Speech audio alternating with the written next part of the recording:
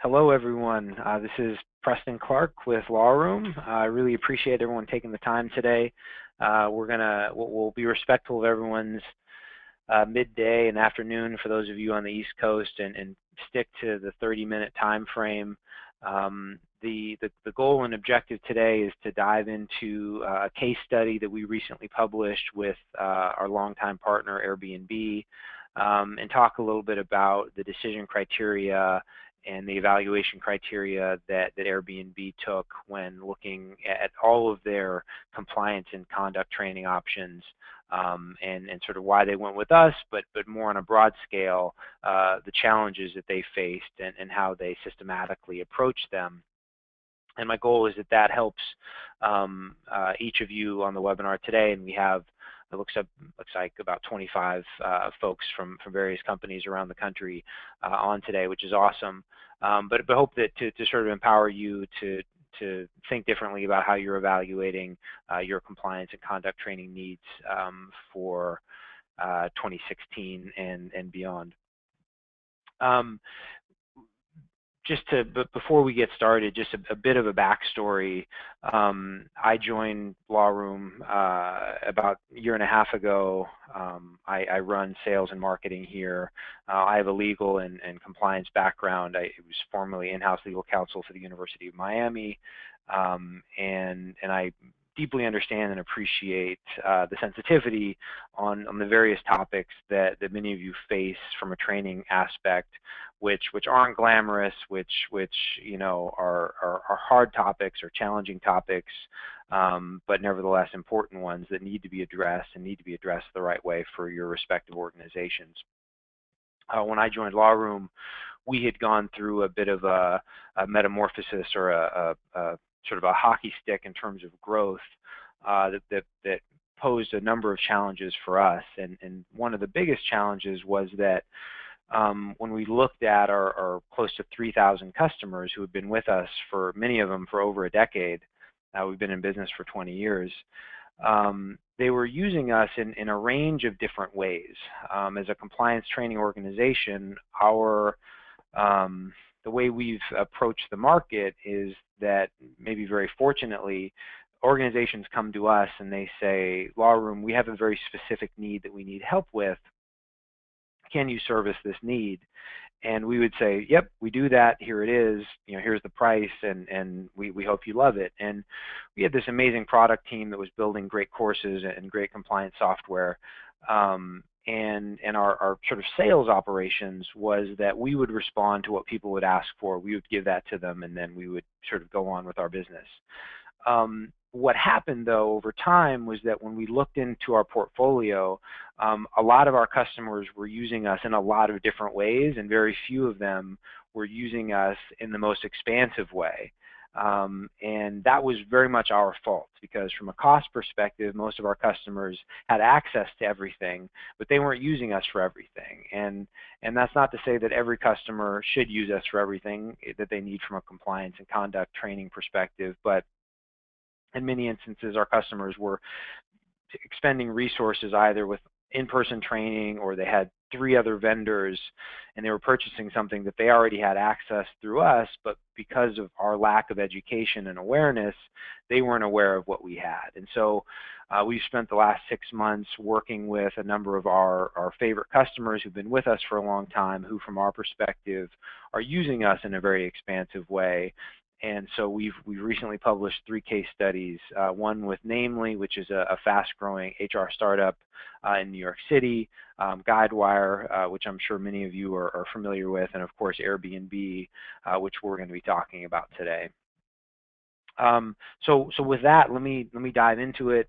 I want to talk about Airbnb's challenges and sort of how they approached us and what they were looking for, and hopefully that is useful to all of you.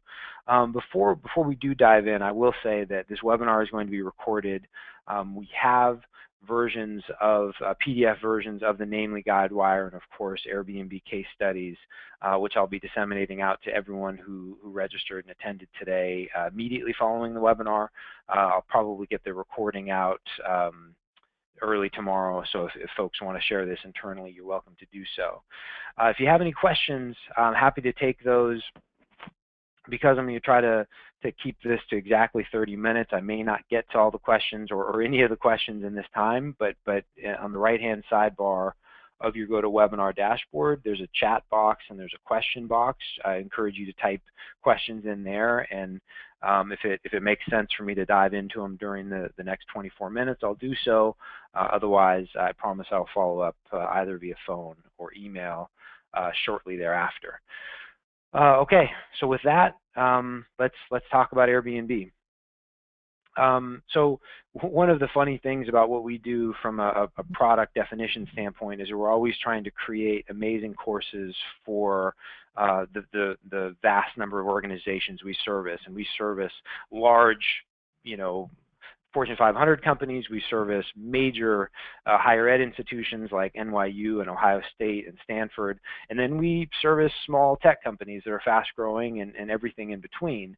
But what we do isn't universally loved in the sense that because we're training on very complex and critical topics, the threshold is we don't expect that your employees are going to come back and say, oh my gosh, can I take that ethics course again? Can I take that data security course again? But what we do hope is that they come back to you and they say, hey gosh, that was worlds apart from what I expected, and I learned something, and that was valuable, and I appreciate it. And so that's sort of the threshold that we hope the HR departments we work with and the CTOs we work with and the general counsels we work with, we hope that that's sort of the benchmark or the threshold that we're able to help you achieve, that, as Gia Colosi said here at Airbnb, that compliments don't come easy as it relates to compliance training, but when you're able to get some positive feedback, that means that we're doing a good job and that we're actually affecting and impacting your workforce and how they think about these critical topics. So I think everyone on the call knows who Airbnb is. Community marketplace for people to list, discover, and book unique accommodations around the world. Believe it or not, they just started in 2008. So in essentially 7+ years, they've done something pretty incredible. They have over 1 million listings worldwide today. Most significantly to the conversation today, especially as it relates to some of the challenges, is that they grew really quickly. They have a multinational presence. They have offices in Berlin, Moscow, London, Paris, Sao Paulo, Singapore, Sydney. I think they have more than that now. And they keep growing and expanding, and so they have workforces in multi-locations, and that was part of one of the challenges, part of many of the challenges that they faced in thinking about how to train their workforce. So diving into the challenge a bit more from their perspective. So they felt that they had invested a great deal in their internal brand. And in a very competitive San Francisco market where a majority of their workforce was, they spent a lot on recruiting and they spent a lot on onboarding, and retention was a big deal. And so from their perspective, they wanted to make sure that they had on-brand training for every employee experience, right? So they didn't want to invest heavily and have a great strategy for, management training, but not something for ethics, data security, anti-harassment, etc. And they wanted that to be on brand. Their assumption was that this is something that was going to need to be handled, or that was going to be best handled in-house, in person. And the more they evaluated and the more they grew, and the more they grew internationally, the more that they sort of settled on the fact that the in-person was going to be very difficult to manage. It was going to be very difficult to keep consistent messaging, and that their best option was going to be online. And so then it was, okay, if we're going to go that route, how are we going to do it? How are we going to ensure that it meets the standards of everything else we're doing? And so when they approached us, their biggest concerns, some of their biggest concerns related to the quality of the training, whether or not it could reach the international audience, whether or not it could be customizable. And so now I want to spend a few minutes going through some of the concerns that we help them address. And I hope that some of these resonate with the folks on the webinar today. So First, as it relates to customization, we're talking about compliance, and so I use the word customization conservatively, because the expectation is that an organization wouldn't come in and say, oh, we have our own vision for anti-harassment, or we have our own vision for ethics, but more that when this is a part of their onboarding experience, or if this is part of their annual training curriculum, that it doesn't feel entirely disassociated from their corporate brand. And so making sure that there's some consistent branding throughout that reinforces that this is an Airbnb training experience. Second, and very important to that, is making sure that it's customized to meet the various compliance requirements that they may need to meet.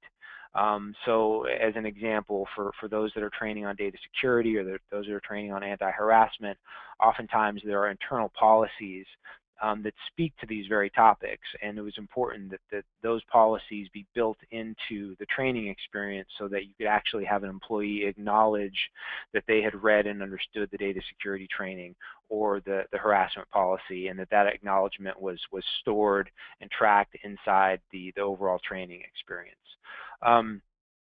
The deployment aspect, whether you're a company of 100 or a company of 10,000 and one location or 100, you certainly don't want it to be a full-time job to deploy this and to track it and make sure that the employees are taking it. And so all of those things for mass deployments, auto reminders, all the things that really make your life easier from an administration standpoint, that was something that they looked to us critically for, because no one, although they had people internally who would own the ultimate completion of the program, none of them had so much time that this is going to be something where they could spend, chasing around their global workforce to make sure that the different training initiatives were complete.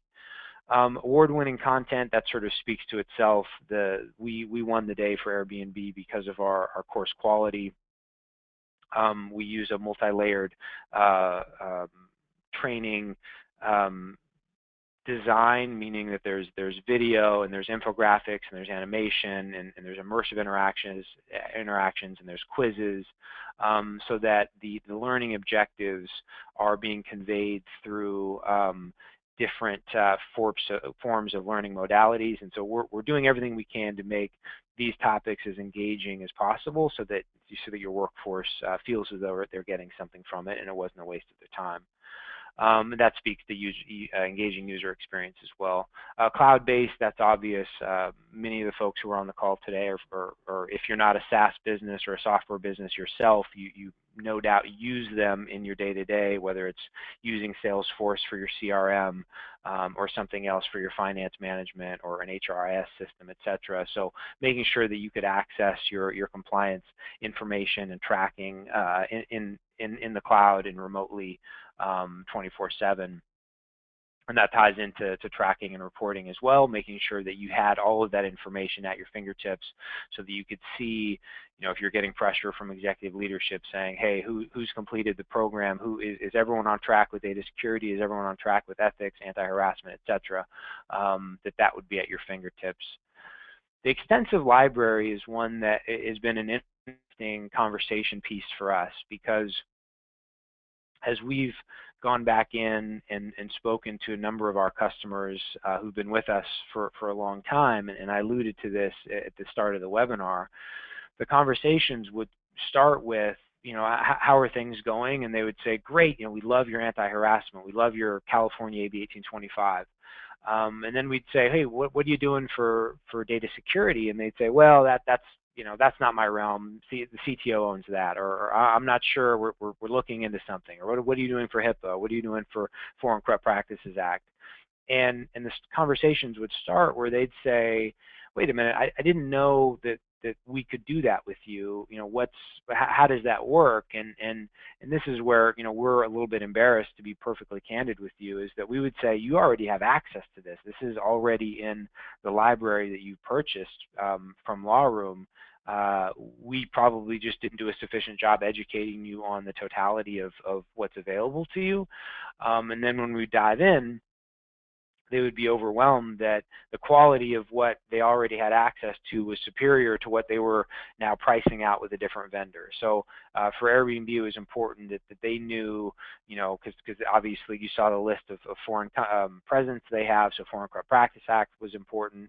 They store data, so data security was important. So understanding that there's a large library available, and us working with you to figure out where the most value can be acquired from the library is very important, because ultimately we know that not every company is going to get the same exact value from LawRoom, but our goal is to make sure you're maximizing the value that's possible for you to get. And that's a big part of the conversation, and that's one of the great things, the depth of the relationship with Airbnb and many of our other customers helps us then even build new courses in the future, because we're getting that feedback loop and we're learning more about what their needs are. The CS component, customer success, dedicated team, the legal component, we have 10 lawyers on staff, our founders and attorney. Hey, I'm the head of sales and I'm an attorney, so we're steeped in legal DNA and compliance. We have a great team of educators and instructional designers and writers and customer success personnel who are here committed to making sure that your experience, both qualitatively and just from an access perspective and from a technology perspective, are met and if not exceeded.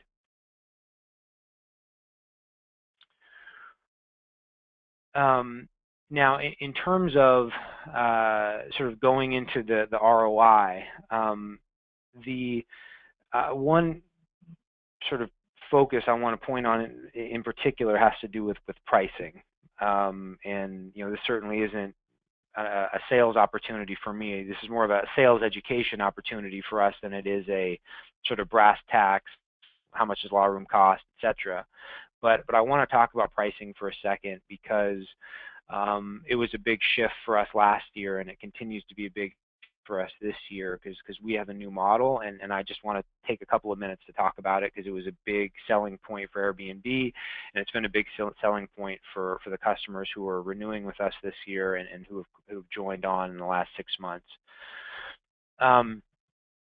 When you think about training vendors, your logically so, your first assumption is, okay, LawRoom or Company X, here's what's going on. I'm getting pushback from the CEO, and we need to train our supervisors and managers on anti-harassment, and I need to train all incoming employees on data security who have access to a computer, and so typically these conversations, or historically the conversations we would have with you, would go something like, okay, I took a look at the catalog. I need a couple of weeks to figure out how many people I think we're going to train this year, coupled with how many people I think we're going to hire this year, coupled with what I think our anticipated turnover is going to be, and then I'll come back to you. And then they would come back to us, and the conversation very awkwardly would sound something like, well, Preston,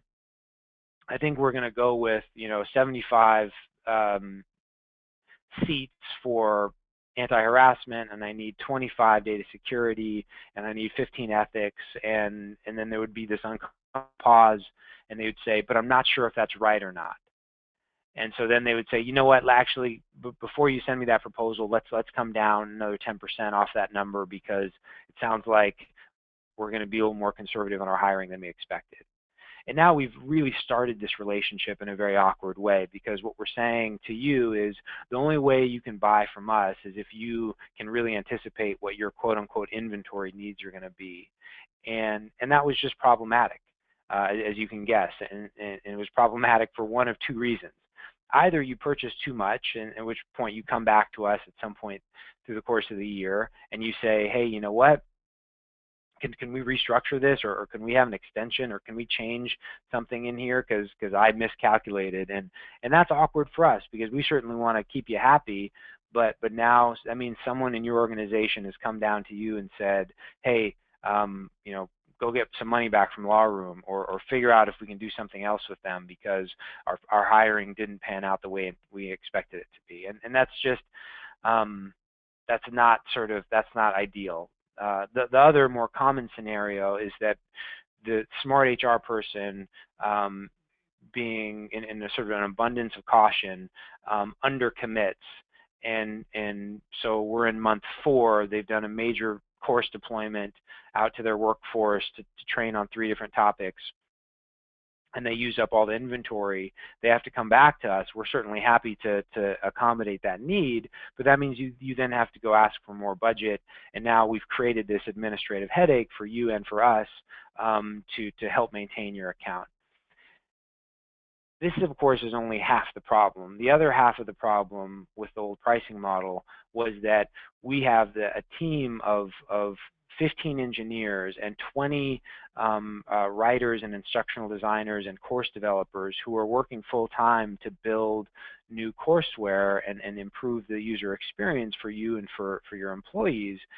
And us saying to you, here's, like, we're sort of rationing out paper of sort of, hey, you want another ream of paper, you want another ream of paper, is that your assumption is that anytime you go and look at the catalog and say, oh gosh, I would love to train on that, that you're going to have to end up spending more money, right? That you're going to have this sort of internal challenge of, I really would like to train on this new issue, but I don't want to go ask for more budget, and so gosh, I'm glad they have it, but I really can't use it. And that was frustrating for us because we track our course usage, and we trained 1.5 million people last year, which was awesome, but we really wanted to train 3 million. And the reason we didn't was because HR departments had anxiety on what they could use and what they couldn't use from the catalog. And the amount of money and resources and time and energy and excitement we invest in the development of training really made that sort of an awkward reality for us, because it meant that our business model and our pricing model was antithetical to our product development roadmap, because people were not inspired to use what we had built. So long story short on the pricing model is we came out with a site license. It's a tiered system. It's what Airbnb does. It's what most of our customers do now at this point, both in the university market and in the corporate market. And what it does is it really unlocks the catalog for your entire workforce. And so as we come out with new courses, they automatically get uploaded and included into the course catalog. We have over 70 courses already available to you. And gosh, now we can actually inspire you to go think about data security training, to think about, not spending $10,000 a year on your data security vendor, because we have a course that's better and it's already included in your catalog. And so that's the way these conversations have been going of late, and it's been very favorable, and it's increased your adoption and usage of the product. But I think more than anything, it's inspired the HR departments we're talking to, like Airbnb, to look at us in a different way and in a more expansive way, which isn't necessarily generating any more business for us, but it's creating a deeper relationship between us, which is inherently good for our business, to be totally transparent. The more you use us, the more value you get from us, the longer and deeper our relationship is, and we've certainly made the product investment for that to be a reality. Now it's making sure that you understand that that's something that's available to you. So I guess the last thing that I'll say in the last few minutes we have on the call today is that more than anything, what we want to do is sort of put the stake in the ground as a compliance vendor, as a conduct training vendor, and say, really, there's 2 ways you as an organization and as leaders within your organization can look at compliance and conduct training. On one hand, you can say, my goal and objective is to check the box and to get this done. And we respect that, and we understand that, and we know that that's ultimately and historically what's driven the market. We see it with our competitors. And we also know that for the organizations who call us and say, yeah, I don't want to hear it. I don't want to hear the pitch. I don't want to hear the story. I have 25 supervisors that need to be trained on ethics and data security and anti-harassment. Like, how much is it? Send me an invoice or send me the pricing. I'm currently shopping around with 5 other vendors, and I'm going to make a decision today. How we approach those conversations are, this probably isn't going to be a fit, because we're probably going to be more expensive than they are, and all of the quality and the user experience from the learning management system to the courses themselves is going to go over your head, right? You're not going to care enough about it to get enough value to justify the price. And so we know that as a result, we end up losing a lot of business. And I mean, we lose a lot of business. We turn more business away than we accept. And that was a decision that our executive team made because we wanted to continue to build great courses and great products and be able to work with companies that actually cared about it. But that meant that the majority of the companies out there who just want to do the absolute bare minimum, that we would potentially alienate them, and that it would be a little bit of tension, especially with customers who have been with us for a long time, who didn't necessarily want to change with us.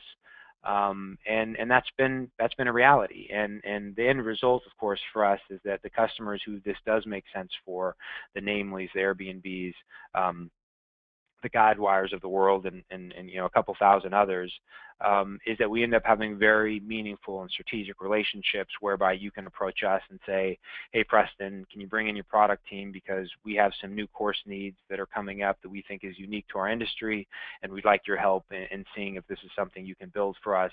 Or you'd say, hey, you know, what are you guys doing for FCPA? You know, we just opened up 3 offices. We're going to need this in Japanese and in Portuguese. You know, can you work with us? And now we're having a strategic relationship with you. We're helping solve a problem that you deem is meaningful and worthy of actually solving in a materially high quality way, versus the sort of high transaction, you know, we don't care, we're either going to go with you or your competitor, and if your competitor is less expensive and it gets the job done, then we're going to go that route.